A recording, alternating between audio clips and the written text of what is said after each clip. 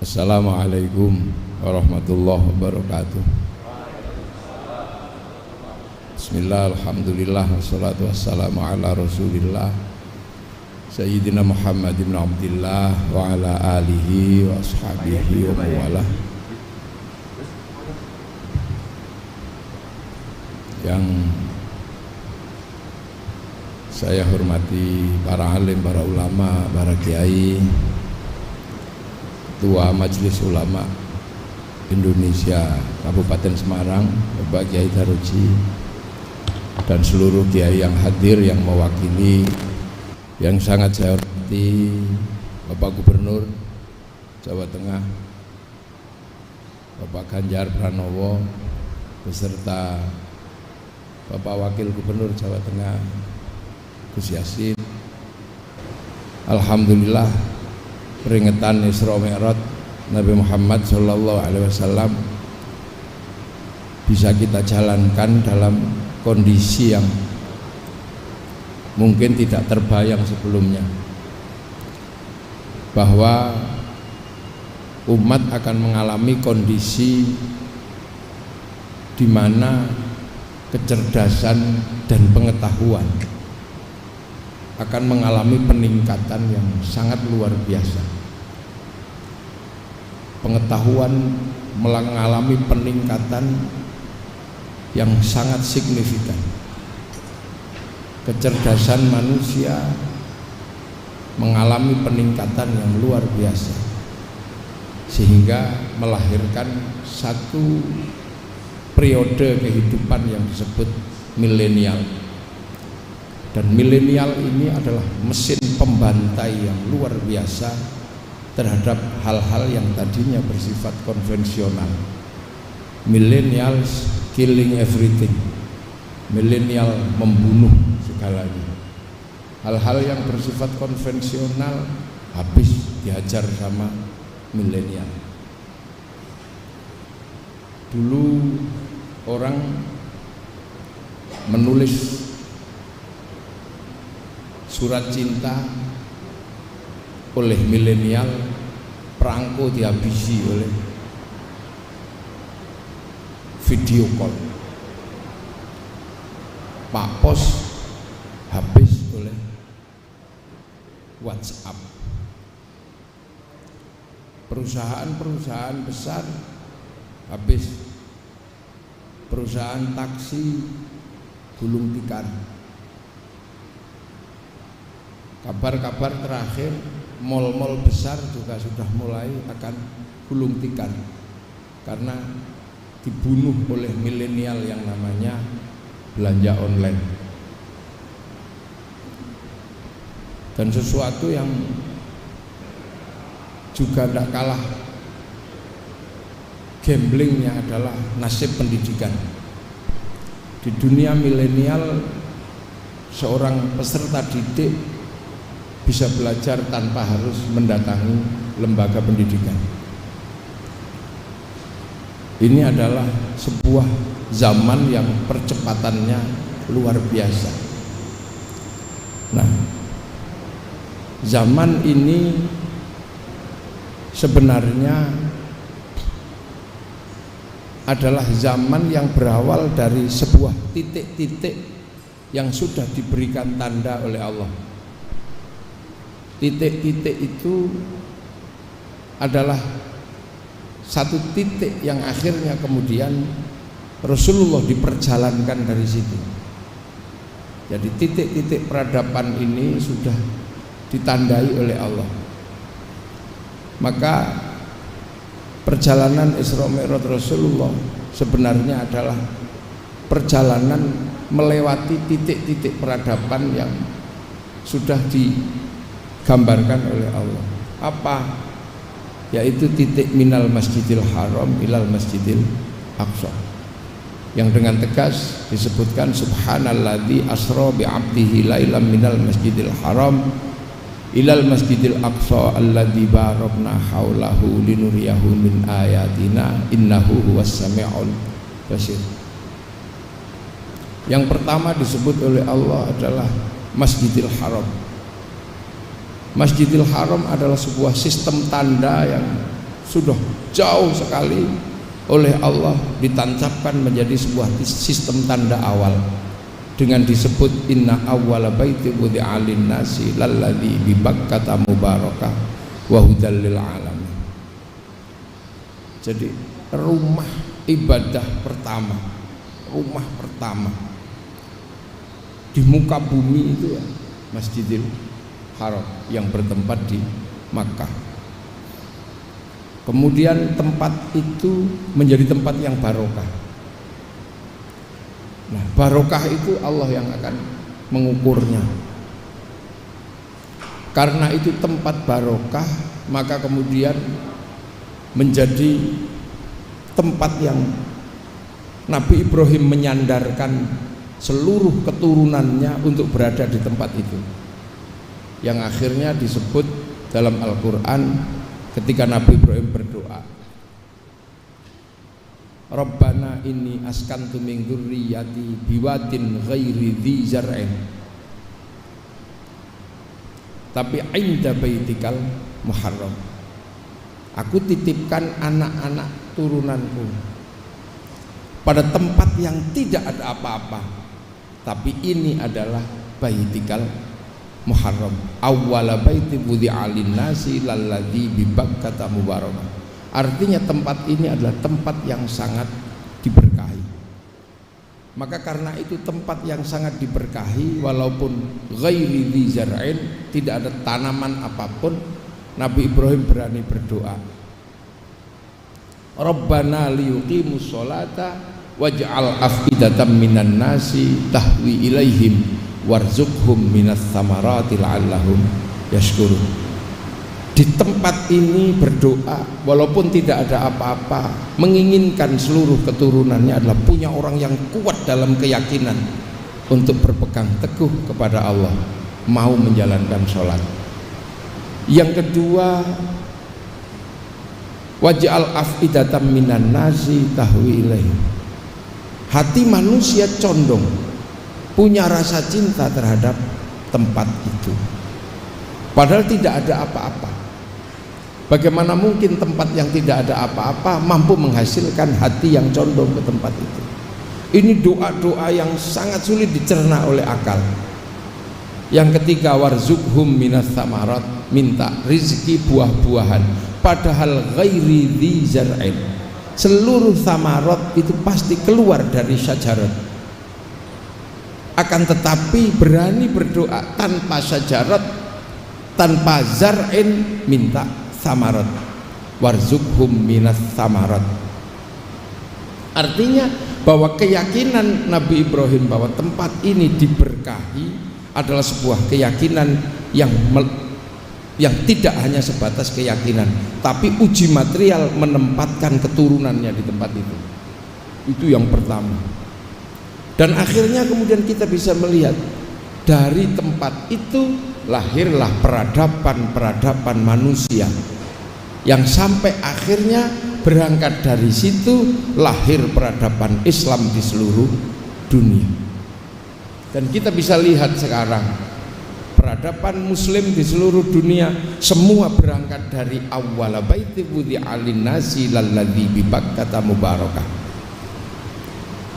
Negara-negara yang jauh, bahkan kita yang di tempat yang demikian jauh yang namanya Nusantara, kita akhirnya tahwi ilaihim, punya kecenderungan kepada Makkah. Makanya di sini bahkan nama masjid banyak yang nama-nama menggunakan nama-nama bahasa Arab. Anak-anak kecil di pondok-pondok diajari bahasa Arab. Ini artinya apa? Bahwa tempat yang dulu tidak ada apa-apa, ghairi dzi zar'in, mampu menjadi guidance manusia di seluruh dunia, wa hudal lil alamin. Nah, yang kedua, di dalam Isra Mi'raj Rasulullah dihantarkan kepada Masjidil Aqsa alladzi barakna haulahu, yang diberkahi di sekitar Masjidil Aqsa. Dan dari Masjidil Aqsa lahir peradaban-peradaban besar. Peradaban dunia sekarang sebagian besar digerakkan oleh lahir dari Masjidil Aqsa. Suka tidak suka, Eropa digerakkan oleh peradaban yang beragama Yahudi dan Nasrani. Yahudi dan Nasrani membangun peradaban besar yang hari ini ada di Timur Tengah, ada di Eropa. Pusat agama Nasrani berangkat dari Masjidil Aqsa, walaupun sekarang pusat terbesarnya ada di Vatikan dengan pemimpin besarnya yang namanya Paus. Dan dari tradisi Nasrani lahir ilmuwan-ilmuwan besar dunia yang sekarang mempengaruhi kehidupan manusia di muka bumi. Barokah Masjidil Aqsa bisa kita rasakan walaupun berangkat dari agama yang di dalam Al-Quran disebut sebagai agama Nasrani dan agama Yahudi. Suka tidak suka, peradaban-peradaban di Eropa hari ini yang kita bisa nikmati tumbuh dari tradisi keberagamaan Yahudi. Sistem perbankan dunia yang sekarang bisa kita nikmati, yang tadi memberikan bantuan kepada pondok-pondok pesantren, adalah sebuah sistem keuangan dunia yang bangkit dari peradaban orang-orang Yahudi ketika dia membangun sebuah bank yang dikenal dengan Bank Devisa New York, yang akhirnya mengontrol seluruh sistem keuangan dunia yang namanya Wall Street yang ada di Amerika. Artinya barokna haulahu, ada keberkahan di sekitar Masjidil Aqsa hari ini. Peradaban besar dunia bangkit dari sana. Kaum muslimin bisa pergi haji karena menaik pesawat terbang. Itu juga tumbuh dari peradaban yang dari Masjidil Aqsa. Orang-orang Yahudi, orang-orang Nasrani yang pinter-pinter di Timur Tengah mampu membuat teknologi pesawat terbang. Bahkan sekarang teknologi besar dunia tumbuh dari tradisi-tradisi yang awalnya berangkat dari Masjidil Aqsa alladzi barokna haulahu. Ini orang suka tidak suka. Nah, yang kaum muslimin berangkat dari sebuah tempat yang sangat kecil, yang tidak ada apa-apa, membangun peradaban dunia, dan sekarang bersinergi, saling ketemu, saling mengisi. Masjid yang dibangun oleh kaum muslimin diisi oleh tradisi jam yang tadinya berawal dari tradisi gereja, tradisi lonceng besar yang kemudian berubah menjadi kotak dikasih isi, dan sekarang kemudian berubah menjadi jam tangan yang pakai angka-angka, kemudian berubah menjadi huruf-huruf seiring dengan perkembangan zaman menjadi jam digital, dan jam itu masuk masjid. Bahkan hari ini apa yang dilakukan oleh manusia-manusia di muka bumi adalah manusia-manusia yang saling berbagi dan saling harus memahami. Makanya kemudian ketika perjalanan manusia dari awal manusia oleh Allah disebut waja'alnakum syu'uban wa qabaila lita'arufu, harus saling pengertian. Karena sekarang apa yang disebut barokah Masjidil Haram, barokah Masjidil Aqsa bertemu dalam dunia yang sama dan saling berbagi dan saling mengerti. Ini hari ini sampai akhirnya kemudian perjalanan hidup manusia menemukan sebuah zaman yang kemudian dikenal dengan zaman milenial yang percepatannya luar biasa. Bahkan manusia mampu membuktikan keampuhan dan kekuatannya, yang ketika malaikat pertama kali ketika manusia mau dibikin, malaikat sempat komplain, ataj'alu fiha may yufsidu fiha wa yasfiku dima, apakah engkau akan menciptakan makhluk yang senangannya merusak dan menumpahkan darah? Karena malaikat ini statis, malaikat melihat bahwa dunia itu harus berjalan sesuai dengan awalnya. Bambu ketika tumbuh harus mati sebagai bambu. Ketika hutan dibikin oleh Allah harus berakhir sebagai hutan. Tapi tidak bisa ketika ketemu manusia, karena manusia pasti merusak hutan. Karena kalau bikin rumah dari kayu pasti menebang pohon. Dalam pandangan malaikat itu merusak, tapi dalam pandangan kehidupan itu adalah bagian dari simbiosis yang tidak mungkin bisa ditiadakan. Manusia pasti akan merusak rumahnya yuyu, rumahnya apa? Yuyu itu apa bahasa Indonesianya? Rumahnya kepiting pasti akan merusak ketika mau bikin lapangan sepak bola pasti menutup rumah yuyu itu. Manusia kalau mau bikin rumah pasti akan merusak gunung-gunung, karena manusia bikin rumah dari batu. Dan manusia pasti akan menumpahkan darah ketika manusia butuh protein, karena protein itu disiapkan di kambing. Kalau kambing tidak ditumpahkan darahnya, maka kambing tidak bisa dimakan oleh manusia. Dan setiap hari manusia menumpahkan darah ayam entah berapa juta liter setiap hari. Tapi di dalam pandangan malaikat yang statis itu adalah termasuk yufsidu fiha wa yasfikut dima. Sehingga kemudian manusia mengalami perputaran yang luar biasa. Manusia mengalami lompatan-lompatan kehidupan yang mungkin juga malaikat juga sangat malaikat juga mungkin ini ternyata yang disebut aksani takwim menunjukkan kekuatannya. Dulu ketika manusia sendiri dia cari makan, begitu cari makan dia capek, dia perintahkan anjing untuk mengejar makanannya. Begitu sudah capek manusia berhenti bercocok tanam. Ketika harus mengolah sawah manusia kelelahan, cari sapi untuk mengerjakan sawahnya. Sampai satu ketika akal manusia mampu membuat mesin sehingga lahirlah traktor. Sapi pensiun, anjing berburu pensiun karena ketemu tembak. Bahkan jin-jin juga harus mengalami peristirahatan panjang karena sudah tidak lagi digunakan oleh manusia. Jin dulu yang punya tugas ngangkat-ngangkat barang berat, di zaman Nabi Sulaiman bikin bangunan, sekarang jin-jin yang bagian ngangkat berat sudah diganti kren sama traktor sama bulldozer. Jin harus pensiun. Dulu jin-jin yang bertempat pada pring petuk, yang kalau ada pembicaraan sesuatu harus mengalami negosiasi tertentu dengan jin-jin tertentu. Sekarang jin pring petuk pensiun karena sistem negosiasi manusia sudah lebih maju dan tidak lagi menggunakan pring petuk. Ini zaman akan terus berubah sampai akhirnya apa yang dulu hanya bisa dikerjakan oleh para wali, sekarang oleh anak milenial bisa dikerjakan dengan mudah. Dulu yang bisa berbicara dari jarak jauh, pertemuan dari jarak jauh, para wali hanya para wali yang bisa ketemu dari tempat sama sementara berada di tempat yang berbeda-beda.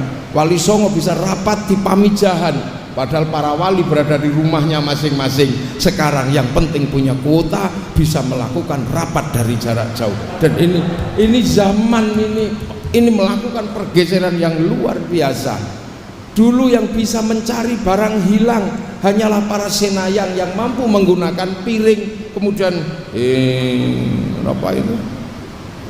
Mirror on the wall gitu. Sekarang sudah kalah dengan CCTV. Manusia sampai pada satu titik di mana manusia bisa bertemu tanpa harus kemana-mana. Ini milenial, the real milenial yang semuanya berangkat dari dua tempat yang sangat jauh, dari Makkah dan dari Masjidil Aqsa.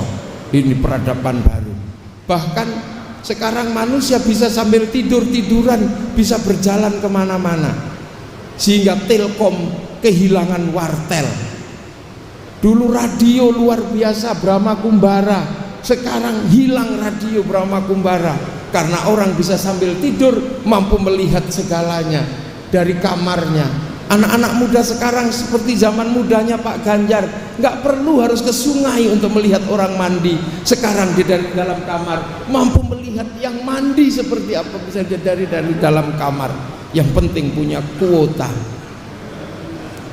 Maka apa yang dulu disebut dunia dikontrol oleh dari satu titik, teknologinya pun bisa ditemukan. Maka ketika Rasulullah dulu ditanya tentang Masjidil Aqsa, Rasulullah tidak menjawab. Karena apa? Rasulullah tidak memperhatikan pintu, tidak memperhatikan jendela. Maka kemudian ketika Rasulullah ditanya sama orang Quraisy, "Ya Muhammad, Masjidil Aqsa pintunya berapa? Jendelanya berapa?" Maka malaikat kemudian menghadirkan gambar hidup kepada Rasulullah. Dan itu kalau sekarang yang dikenal dengan namanya siaran langsung. Semuanya sudah bisa diteknologikan sehingga manusia tidak perlu kemana-mana. Dulu orang rindu pasti harus membayangkan surat, sekarang orang rindu tinggal buka video call. Ini peradaban manusia ya. Dan ini ketemu, yang menyiapkan video call adalah WhatsApp, yang menyiapkan ketemu dengan orang-orang lain adalah Facebook, Dan Facebook serta WhatsApp miliknya Kun sama miliknya Mark Zuckerberg yang beragama, yang bersumber dari Masjidil Aqsa alladzi barokna haulahu.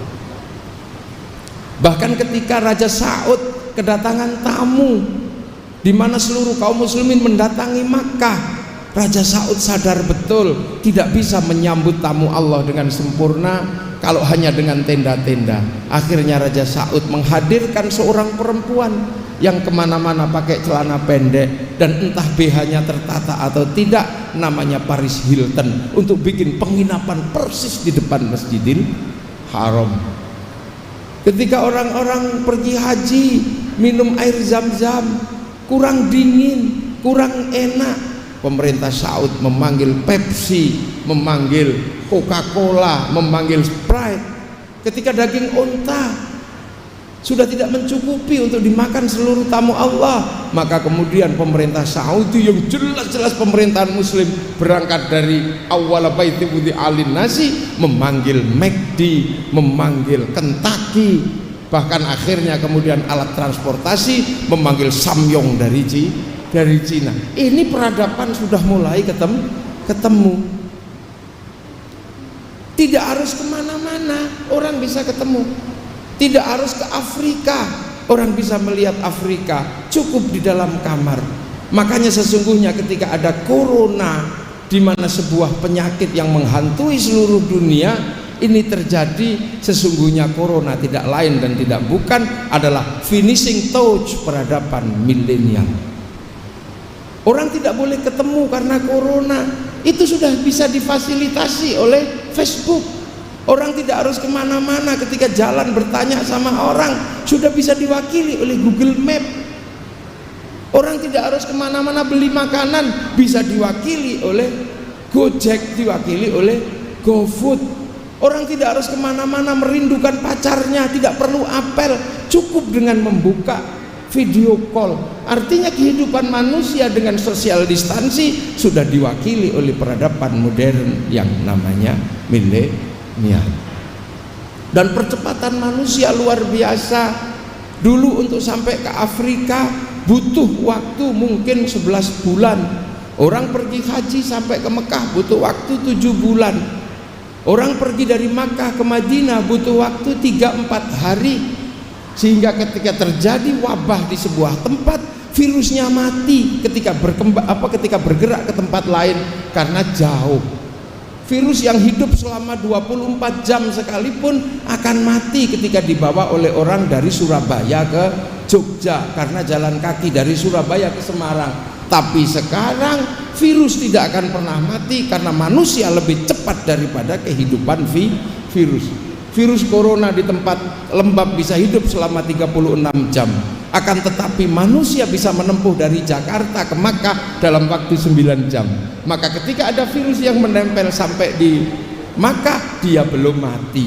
Berada di ruang panas 4 jam. Surabaya Jogja pesawat cuma 1 jam. Surabaya Semarang 1 jam. Semarang Jakarta cuma 1 jam seperempat. Artinya virus itu belum mati. Maka dengan nalar manusia yang bergerak demikian cepat, maka ketika virus menjadi internasional, maka itu juga bukan sesuatu yang aneh. Jadi yang sekarang transnasional bukan cuman peradaban. Orang sepak bola di sini bisa langsung dilihat di Afrika. Maka jangan heran ketika transnasional pengetahuan, transnasional peradaban, transnasional informasi, maka jangan heran kalau kemudian ada virus yang berskala transnasional. Ini yang kadang kita nggak bisa terima. Itu tadi yang disurvei oleh Pak Ganjar adalah orang-orang yang ketutup transnasional tapi pikirannya regional. Jadi seolah-olah virus ini adalah sesuatu yang bersifat regional. Makanya tidak heran kalau kemudian ketika ada vaksinasi, dia juga tetap berpikir ini regional. Kita ini sebentar lagi dunia akan sambat sama WHO. Ketika hari ini WHO sudah tidak lagi bisa mengkontrol vaksin. Kenapa? Hanya negara-negara kaya yang diutamakan oleh pabrik-pabrik vaksin, sementara negara-negara miskin nggak kebagian. Maka sesungguhnya berbahagialah Indonesia kebagian vaksin, karena negara produsen sendiri juga butuh vaksin. Dan ini fenomena dunia. Vaksin itu bukan fenomena Indonesia, vaksin itu fenomena dunia. Maka saya kemarin usul sama Pak Ganjar, siapapun hari ini yang menolak vaksin silahkan, tapi pemerintah Jawa Tengah dan bekerja sama dengan Bank Jateng akan membuat sayembara. Siapapun yang paling kuat punya argumen untuk menolak vaksin akan diambil 10 orang, tapi dia juga harus menolak vaksin secara tegas bahwa dia tidak mau divaksin. Akan ada sayembara yang saya minta memberikan hadiah besar buat mereka yang menolak vaksin. Apa hadiahnya? Umroh. Silahkan tolak vaksin sehebat apapun dengan argumentasi apapun, tapi kasih hadiah umroh. Saya yakin kalau dikasih hadiah umroh, pasti dia akan berhadapan dengan sistem pemerintahan Saudi bahwa hanya bisa menerima peserta umroh yang sudah divaksin, baik meningitis maupun vaksin COVID, pasti itu. Dan mereka akan baru tahu sampai di Makkah ternyata COVID dan meningitis itu ternyata bersaudara. Itu baru tahu. Loh, ini fenomena dunia, ini bukan fenomena Indonesia. Makanya lah, sistem peradaban dunianya diterima, tapi begitu ada penyakit yang berskala transnasional, ini nggak bisa diterima. Sama dengan peradabannya diterima, sama dengan peradaban ini kita terima semua. Facebook kita terima, WhatsApp kita terima, peralatan rumah tangga dari Cina kita terima, dari negara-negara manapun kita terima sebagai bagian dari kehidupan masyarakat kekinian.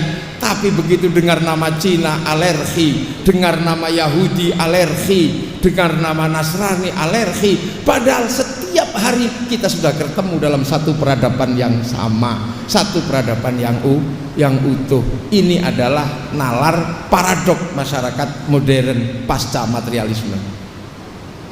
Dan ini harus menjadi catatan-catatan besar. Maka saya minta kepada Pak Ganjar dan yang memegang uang dari Bank Jateng, dan ini mungkin ketua panitianya langsung ketua MUI sama Kanwil Pak ya, untuk bikin sayembara lomba karya tulis ilmiah tentang tidak butuhnya vaksin dan tentang kejahatan vaksin. Bila perlu dalil-dalil agama silakan keluar semua, dan pemenangnya juga tidak boleh divaksin. Karena apa? Karena dia harus mempertanggungjawabkan keyakinannya, tapi hadiahnya adalah haji dan umroh. Monggo. Hadiahnya haji dan umroh, dah, monggo. Atau kemudian orang-orang itu nggak usah disurvei, langsung dipanggili semua yang akan diberangkatkan umroh dan haji, silakan. Nah, kalau nggak bawa surat vaksin suruh pulang. Nah, ini fenomena dunia, ini standar dunia. Agama sudah menjadi keyakinan dunia yang berawal dari tempat yang ghairi dzar'in, agamanya menjadi agama dunia. Yang berangkat dari Masjidil Aqsa alladzi barakna haulahu, ini sudah menjadi peradaban dunia, dan peradaban ini akan saling mengisi sampai nanti apa finishing touch berikutnya hanya Allah yang tahu. Tapi umat akan berlomba-lomba dalam kebaikan, umat akan berlomba-lomba dalam kebenaran, dan itu adalah fenomena yang tidak akan bisa dihindari. Maka Isra Mi'raj ini sebenarnya mengajarkan bahwa alladzi barakna haulahu yang ada di Masjidil Aqsa dan Masjidil Haram yang disebut dalam ayat itu, dua-duanya sekarang menjadi peradaban dunia. Tinggal satu yang pasti saya kadang bertanya, yaitu peradaban Hindu yang ada di India. Apakah ini bersumber dari Masjidil Aqsa atau bersumber dari Masjidil Haram? Tapi baik yang di Masjidil Haram maupun yang di Masjidil Aqsa ada kata yang sangat mirip. Yang di Masjidil Haram ada Ibrahim, yang di Masjidil Aqsa ada Abraham. Tapi yang ada di India ada yang bernama Brahma. Apakah Brahma, Ibrahim sama Abraham ini adalah sosok yang sama? Wallahu a'lam, gak ada yang tahu. Tapi ada kesamaan di depan nama istrinya masing-masing. Kalau disebut Ibrahim istrinya Sarah, kalau disebut Abraham istrinya Sarah, kalau disebut Brahma istrinya Saraswati. Ini butuh orang-orang ilmiah nanti Kanwil Depak ini yang memfasilitasi penelitian. Loh, karena pada satu titik dunia akan ketemu. Dan ketika dunia ketemu dan sudah saling mengisi, maka kemudian dunia akan menjadi sesuatu yang ensiklopedik. Dunia akan saling mengisi, yang di dalam Al-Quran disebutkan inna fi khalqis samawati wal ardi wa ikhtilafil laili wan nahari la ayatin liulil albab. Jadi setiap peralihan, perubahan dalam pergantian siang dan malam, dalam perubahan langit dan bumi akan menjadi sebuah sistem tanda bagi ulul albab. Siapa ulul albab? Alladzina yadhkurunallaha qiyaman wa qu'udan wa 'ala junubihim wa yatafakkaruna fi khalqis samawati wal ardh. Rabbana ma khalaqta hadza batila. Jadi sampai nanti di akhir kehidupan ini semuanya pasti ensiklopedik, semua binatang terensiklopedi, semua tumbuhan terensiklopedi. Sekarang yang terensiklopedi dalam pengetahuan belum semuanya. Makanya inilah yang membuat keyakinan oleh para kiai kiamat belum datang. Karena apa? Dunia belum ensiklopedik, dan ensiklopedi terakhir akan ada dari Indonesia. Kenapa? Karena ragam hayati terbanyak dari Indonesia, ragam nabati terbanyak dari Indonesia, ragam kehidupan terbanyak ada di Indonesia, bahkan ragam hantu terbanyak ada di Indonesia. Ini. Jadi kalau kehidupan itu nanti ensiklopedik, maka akan berakhir dari Indonesia. Dan itu berkali-kali disampaikan oleh Mbah Mun tentang Maroko, Marrakesh, Merauke. Itu berkali-kali Mbah Mun menyampaikan itu apanya Gus Yazid. Jadi ensiklopedik kehidupan terakhir itu nanti ada dari Indonesia.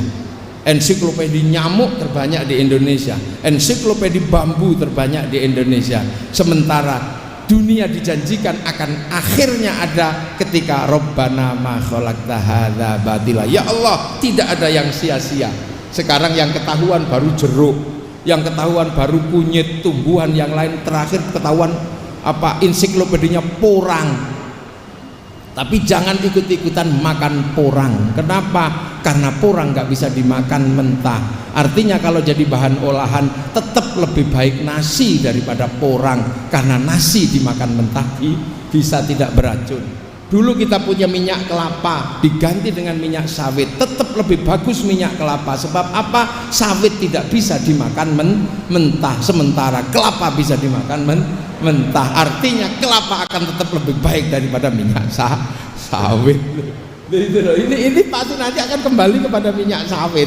Nah itu maka sekarang itu perjalanan Aqsa dan perjalanan Masjidil Haram sudah sampai pada satu titik, ada yang mundur, ada yang ini biasa.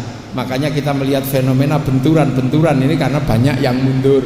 Ini situasi syariat adalah jalan besar, semua orang harus berjalan menuju akhir dengan Al-Quran, dengan sunnah, dengan ijtihad. Yang nggak punya kemampuan dengan taklid. Tapi ada yang tidak mau itu, tapi kembali langsung pada Quran dan Sunnah. Ibaratnya orang berjalan ke sana, lantas ada yang mundur, pasti terjadi tabrakan-tabrakan di tengah jalan. Makanya bagi yang tidak punya sangu, nggak usah kembali pada Quran dan Sunnah langsung, cukup taklid. Ibarat orang nggak punya uang, gandul truk untuk sampai di perjalanan terakhir. Hikmah Islam ini ketemu ini semua. Makanya sudahlah, nggak ada masalah sekarang. Kita ini berada dalam situasi ini. Yang divaksin itu bukan cuma orang Indonesia, seluruh dunia divaksin. Orang-orang Al-Azhar divaksin, Raja Salman divaksin, presiden yang disebut paling Yahudi juga divaksin, presiden yang disebut paling teroris juga divaksin.